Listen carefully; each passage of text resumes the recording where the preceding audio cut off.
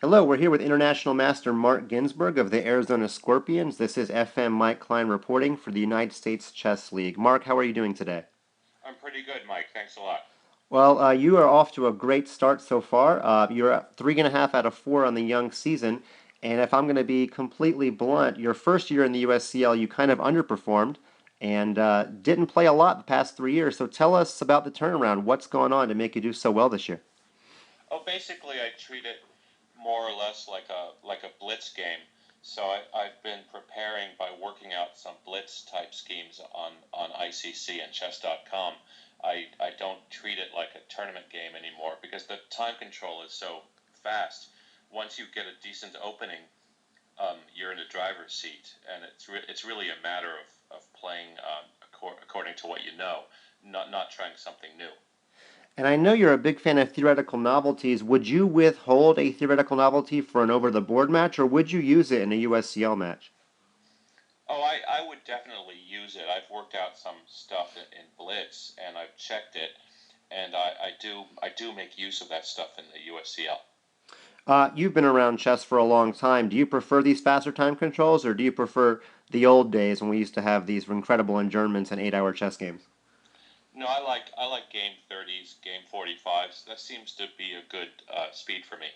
Well, your strategy's working out well. You're currently second place in the USCL for league MVP points, so I guess keep it up because it is working. Now, this last week you had an interesting win over FM Liu. He played the recently fashionable Queen D6 line in the Scandinavian. Do you believe in this line for Black? Oh yeah, it's perfectly okay. Tiviakov wrote some articles about it. It's completely all right. I avoided all of the main lines. I just played G3, and I reached a structure I know pretty well. So did you have anything specially prepared, or it sounded like you're just playing a chess game after Queen D6?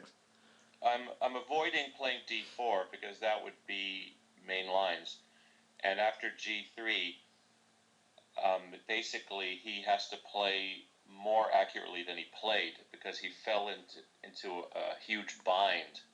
And after that, I messed up. I wrote an article about it on the Arizona Scorpions blog, but after 26 moves or so, he was in full board Zugzwang. And for those listeners that would like to read that blog article, can you give the blog address? Arizona Scorpion chess.com. It's also linked from the U.S. Chess League's homepage. It's called the Arizona Week 5 Recap.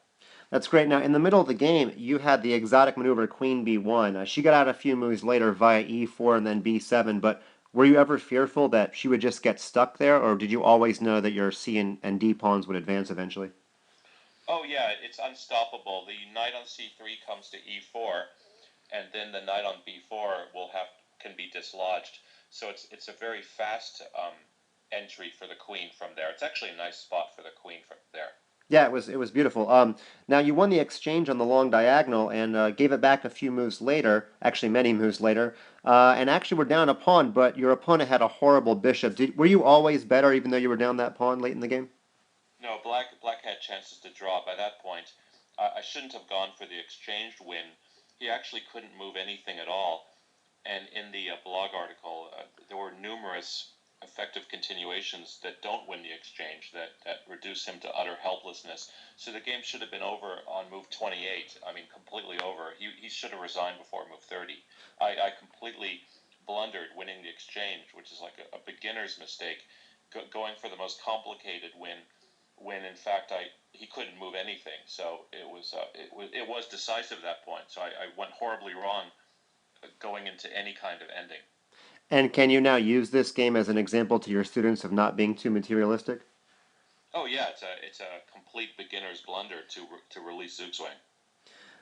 Well, Arizona is now at 500 and sitting on the last playoff spot. Next week is the final interdivisional meeting of the regular season. In week four, the East really dominated the West. Do you think that the East is a clearly superior division, or do you think that's just too small of a sample size to make that sort of judgment? In the current league lineups, I would say the East is stronger. However, last week, as you know, we were about 10 seconds away from beating the Manhattan Applesauce, and our guy somehow fell asleep, and we turned a certain win into a match loss. which was pretty hard to accept on our end. So we knew we were the favorites in that match, and we were about to show it. We were 10 seconds from showing it, and then we lost the match somehow when he didn't make a move with 80 seconds left on his clock. And this is the game where he was up the pawn in the knight versus bishop endgame. Is that right? Right, right. Right. Any legal move wins to give yourself more increment time, but he somehow fell asleep at the switch. And what do you say to a teammate that makes that kind of error? Well, they know it. I mean, you don't need to say anything. They know what they did, and it won't happen again to them. Well, I can sympathize. Last year, I accidentally clicked resign in a drawn game, Yeah, yeah, and that's bad too. my teammates didn't need to say anything, so I can sympathize. Right. Well, tell us about your long chess career. You made IM about 30 years ago, and it looks like you played a lot in Europe when you were younger. Tell us about sort of some of your experiences over the years. Oh, I played a lot in Belgium and Holland, and I played in Lloyd's Bank when they used to have those opens in London. It was a lot of fun. I met all these luminaries like Ray Keane, and I met some young grandmasters like Ferdinand Hellers, who has since retired, and Michael Wilder, former U.S. champion. He retired as well, but we all played together in Denmark, and I played future grandmaster Lars Bo Hansen. It was a great learning experience. Those were actually a lot of fun to play in those tournaments. It's not a money making proposition, but it was a lot of fun. And were you living over there or just traveling for these tournaments? Just traveling to the tournaments, not living over there. But I would spend 3, 4, or 5 weeks going from Denmark to Lloyd's Bank. And did you end up being able to speak some French or some Flemish? Oh, I knew French from school, and Flemish is difficult. It's like Dutch. It's difficult language. Do you have any GM norms to your credit? Yeah, in 1980, I was like point 0.2 points shy of a norm. I played in a round robin with Shamkovich and Albert and Ginji Hashvili, Piasecki from Canada, John Fedorovich from the U.S., Edmar Mednes, all these pretty good players, and I did well in that one. So that was a more relaxed norm, though. That was a 2550 norm. They raised it to 2600. So I think the best route for me now is to go the Larry Kaufman route, where I just clean up on some seniors. Yeah, and for those listeners that don't know, the automatic GM title if you win the World Senior. So, are you old enough now to compete in that tournament? Well, I think I'm old enough to play in the U.S. version. I haven't checked. I don't know the rules. I'm 53, so I don't really know the rules, but I'll check it out. It's And funny because when I was a kid, I played Larry Kaufman all the time, and he was already very experienced. He had already played in the U.S. Championship. This was in the late 70s, so I'm quite familiar with how he plays. And I actually played him in the USCL last year. well, you know all of these chess people from over the years. Who is the most interesting person to have a beer with if you don't want to talk about chess, if you want to talk about other subjects? Oh, there was Hashvili is a very funny guy, and Igor Ivanov, who passed away, he was an extremely funny guy to have a beer with. He had all sorts of stories from the Soviet Union, And and he go ahead. yeah. If listeners don't mind, I'd like to share my own Igor Ivanov story. We all have our own, but he beat me in Las Vegas and then came up to me in line at the midnight buffet, had his score sheet in hand, and instead of telling me about the game, he turned it over and recited a rhyming poem about butterflies that he had apparently written during the game. Um, and it was a nice meal to share with him before he passed. Um, are That's nice. are you a full-time chess teacher in Arizona now? No, no, I don't do much chess teaching. What what I do some data analytics consulting work for a New York company. Oh, I see. But you do have some private students, is that right? Yeah, I mean a couple. Okay. Well, you say that your specialty is opening novelties. I'm not going to ask you to reveal any, of course, but take us through the process of how somebody finds novelties. Oh, you just have a line that was discredited, and you know it's not so bad. And computers are extremely good at defense. So if you check your conclusions with the computer, they often find what you knew already, that the line isn't so bad. There are many examples. Modern Benoni, um, sidelines in the Sicilian. There are many examples where the position isn't as bad as it looks, and there are hidden resources. So any powerful chess engine as your friend can help you verify your conclusions. And I know it's kind of an arms race these days. The U.S. Olympiad team used the Texas Tech computer, and the Russians were using their own computer from afar back home. But are you a big techie? Do you have a fast processor or use multiple computers? No, no, I just use Ribka or Houdini. I don't have a huge computer. I just check my conclusions with a single processor. What about apps? Do you have some sort of app available? I was reading something online about this. Yeah, Chess U, capital U. It stands for Chess University. It's an app that runs on the iPhone and iPad. It covers openings, endings, and tournaments. And recently we got Grandmaster Perelstein to write on the Accelerated Dragon, and these little courses basically cost 99 cents. There are a few free courses that come with the app. The app itself is free, and it runs on iPhone and iPad. We haven't done Android yet, but it's well received. It's easy to operate, and it's like 10 lessons for 99 cents, so it's not a very expensive proposition. Sounds like a great idea. Now, there's a lot of other chess players that have gone the route of apps. How does it work? Does a chess teacher submit the material and you get a non-chess playing programmer to actually make the app, or how does that process work? No, the author, a title player, just inputs the PGN into a web page, and the PGN has some special tags to include quizzes, but it's still valid PGN. We just allowed our software to understand these quiz tags, so it places quizzes at certain strategic moments in the course. So the opening lesson by Perelstein has one quiz per lesson, so it's educational.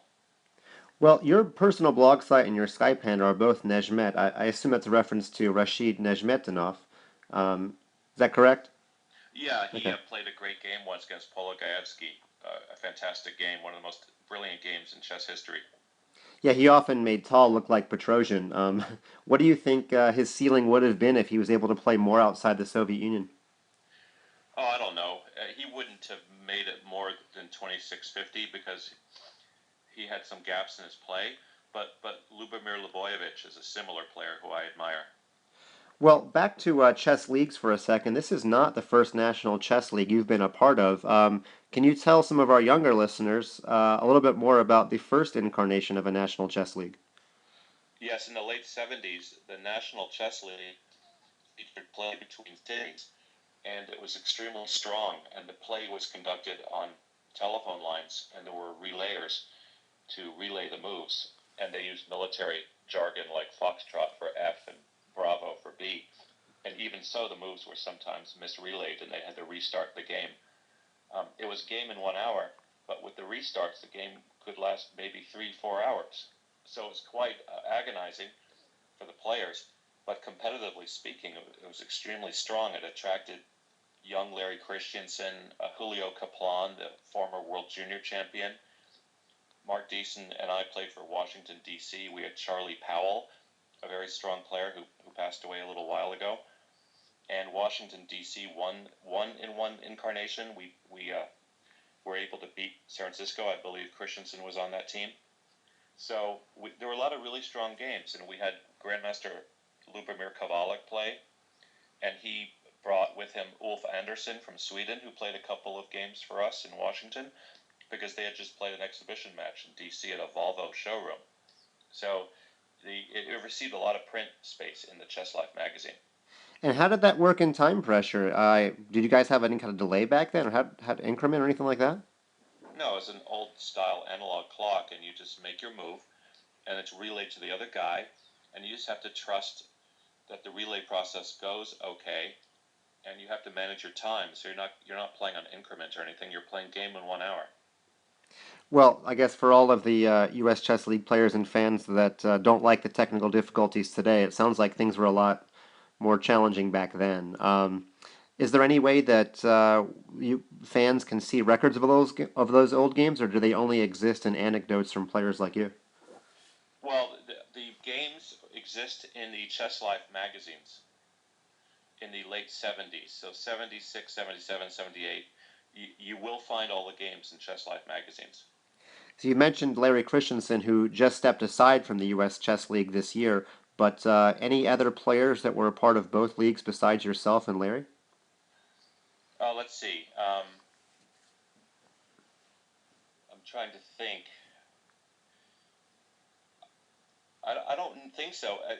There was a Cleveland team back then, and Cleveland had some strong players. I had Dumitru Gizdavu.